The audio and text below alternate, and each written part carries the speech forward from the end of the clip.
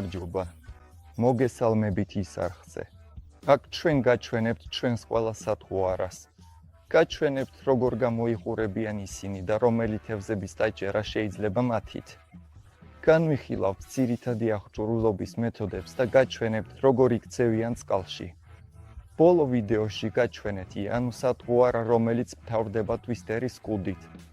ასევე ვმართავთ ჩვენი კომპანიის ის ანგარიშს და ამის წყალობით ვხედავთ თქვენს შეტყობინებებს, სადაც იწონებთ თავს რეკორდული ზომის ქორჭილებით, ქარიხლაპიებითა და ქარიხლაპიებით, რომლებიც სწორედ ამ სათღვარაზე დაიჭირეთ.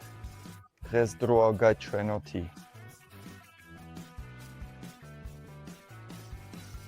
ეს არის სათღვარა, რომელიც სპეციალურად შეიქმნა მეთოდით თევზაობისთვის. როგორც აღმოჩნდა ჯიგის თავი, ჩებურაშკა ან სხვა უფრო კრეატიული აღჭურვის მეთოდები ამ სათღვარას წყალში მართლაც დიდ არეულობას ქმნის. ამ სათღვარით შეგვიძლია ჩვეულებრივად თევზაობა როგორც ნაპირიდან, ასევე ნავიდან. დამატებით, ის შესანიშნავად მუშაობს ვერტიკალური მეთოდითაც. ახლა განვიხილოთ, რისგან არის დამზადებული ეს სათღვარა. პირველ რიგში აქ გამოყენებულია სპეციალური მასალა მარილის დამატებით. ეს მასა აძლევს განსაკუთრებულ გამძლეობას და საოცარ ელასტიურობას, თანაც ის მცურავია. ამ ყველაფრის შესახებ, სხვათა შორის, შეგიძლიათ წაიკითხოთ სერიის სათღვარების შეფუთვის უკანა მხარეს. აქ გვაქვს სპეციალური რგოლი, ხოლო მთელი სათღვარა შესანიშნავად იმიტირებს მიწის ჭიახელას. ეს სპეციალური რგოლი გვიჩვენებს, სად ჯობია ნემსის გაკვრა, რათა ჩვენი სათღვარა უფრო ეფექტურად მოვამზადოთ. ვახსენე, რომ ის შესანიშნავად იმიტირებს მიწის ჭიახელას, მაგრამ კუდის უკანა მხარეს სპეციალური გასწორება იწვევს იმას, რომ თუნდაც ყველაზე მსუბუქი წვერის მოძრაობა ჩვენს ანკესზე ამ სათღვარას მართლაც ეფექტურ მოძრაობაში მოჰყავს. და როგორც ალბათ უკვე შეამჩნიეთ, სერიის სათღვარებს ზოგიერთ ფერში დამატებული აქვთ ბრჭყვიალა ნაწილაკები. ეს განსაკუთრებით მზიან დღეებში იწვევს იმას, რომ ეს სათღვარა მტაცებლებისთვის უფრო თვალსაჩინო ხდება. ასეთი მსუბუქი ბრწყინვალების დამატება განაპირობებს იმას, რომ ისინი აუცილებლად მოინდომებენ ჩვენი სათღვარების შეტევას. ახლა ვნახოთ, რა არის სერიის სათღვარების ძირითადი და უფრო კრეატიული აღჭურვის მეთოდები. ამ შემთხვევაში აქ ყველაზე საბაზისო აღჭურვის მეთოდია ჯიგის თავი, რომელიც ყველაზე ხშირად გამოიყენება მეთევზეების მიერ. შეიძლება მოგეჩვენოთ, რომ ეს კაუჩი ამ სათღვარასთვის შედარებით მოკლეა. სინამდვილეში, არა. ეს სათღვარა კბენის მომენტში შესანიშნავად იკეცება, რის გამოც მტაცებელი აუცილებლად ჩაჯდება ჩვენს კაუჩზე. ასეთი სათღვარა შეგვიძლია ჩვეულებრივად ჯიგზე დავაყენოთ და ძირს დავაკაკუნოთ, ხოლო იმის გამო, რომ აქ ბრტყელი კუდი აქვს, ეს სათღვარა ძალიან მიმზიდველი იქნება დიდ ქორჭილებისთვის ან ქარიხლაპიებისთვის. ახლა მოდით, ერთად გადავიდეთ ექსპერიმენტის შემდეგ ეტაპზე და დავაკვირდეთ, თუ როგორ იმუშავებს ეს მოწყობილობა წყალში. ჩვენ ჩაუშვებთ მას წყლის აუზში და ყურადღებით დავაკვირდებით მის ქცევას, რათა დავადგინოთ, რამდენად ეფექტურად ასრულებს ის თავის ფუნქციას სითხის გარემოში. ეს დაგვეხმარება უკეთ გავიგოთ მისი შესაძლებლობები და გამოვავლინოთ ნებისმიერი შესაძლო სუსტი წერტილი. ასე რომ მოდით, დავიწყოთ და ვნახოთ, რა შედეგს მივიღებთ ამ ტესტის დროს წყალში. თუ გვინდა ვთევზაოთ ჩამოშვების მეთოდით, ნამდვილად ღირს ვოლფრამის ჩებურაშკებს დავაკვირდეთ.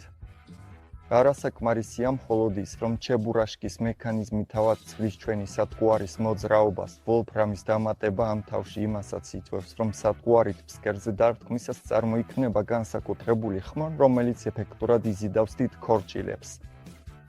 მოდით, ერთად დავაკვირდეთ, როგორ გამოიყურება ეს ობიექტი წყალში მოთავსებისას. როდესაც მას წყალში ვდებთ, შეგვიძლია დავინახოთ, როგორ იცვლება მისი ფორმა და ფერი სინათლის გარდატეხის გამო. წყლის ზედაპირზე ჩასვლისას ობიექტი თითქოს სხვა სამყაროში ხვდება, სადაც ყველაფერი სხვანაირად ჩანს. ყურადღებით დავაკვირდეთ, როგორ ირეკლება სინათლე მის ზედაპირზე და როგორ მოძრაობს წყლის ნაკადთან ერთად. ეს პროცესი ძალიან საინტერესოა, რადგან გვაძლევს საშუალებას დავინახოთ, როგორ მოქმედებს წყალის საგნებზე და როგორ ცვლის მათ ვიზუალურ სახეს. მოდით, კიდევ ერთხელ დავაკვირდეთ და დავფიქრდეთ, რა განსხვავებაა ობიექტის ჩვეულებრივ მდგომარეობასა და წყალში ყოფნას შორის. და გახსოვდეთ, რომ ჩებურაშკის საშუალებით უფრო დიდი თავებით შეგვიძლია ეფექტურად ვთევზაოთ ვერტიკალური მეთოდით, რომელიც მთელ მსოფლიოში სულ უფრო პოპულარული ხდება. აქ კუდის ნაწილში შეგვიძლია დავამატოთ დამატებითი კაუჩი, რომელიც დამატებით აღჭურვილობას შეგვიქმნის. თუ არ გვაქვს დარწმუნება, რომ მტაცებელი თევზები მთავარ კაუჩზე დაიჭერენ, რომელიც ტვირთიდან მოდის, მაგრამ ამის აუცილებლობა არ არის, რადგან უმეტესობა მტაცებლებისა სწორედ მასზე დაიჭერენ. რადგან ძალიან ლამაზად იკეცება კბენაზე და ნამდვილად ეფექტურად დავჭერთ ყველა მტაცებელს. სუსტად იგივე სიტუაციაა მაშინაც, როცა ვთევზაობთ მეთოდით, ანუ გაბრტყელებული თავით, რომელსაც ფსკერზე ვდგამთ.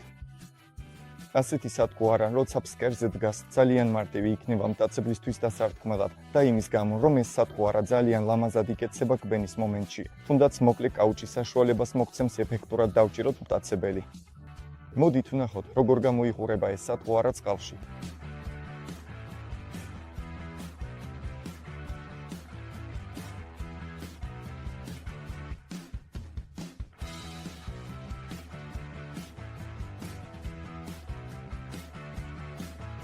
და როცა ვახსენებ უფრო დახვეწილ კომბინირებულ აღჭურვილობის მეთოდებს, მაგალითად, გულისხმობ ჯიგრიქს, სადაც ვამატებთ ოფსეტურ კაუჩს.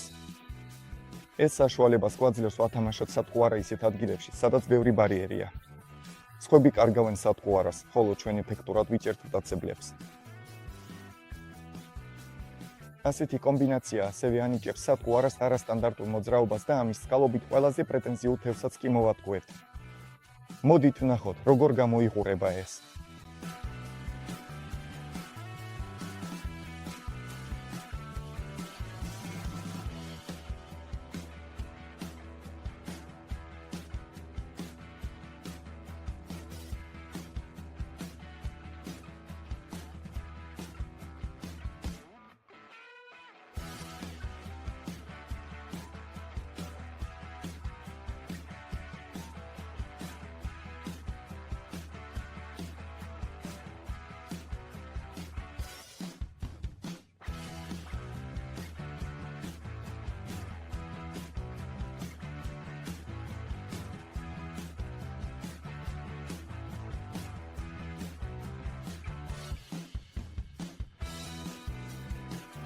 აქ ვუღურებთ, როგორ ვამაგრებთ ოფსეტურ კაუჩს, რომ ზედაპირი იყოს გლუვი. შეგვიძლია ეს ბეწვი ამ რეზინის ნაჭერზე დავამაგროთ.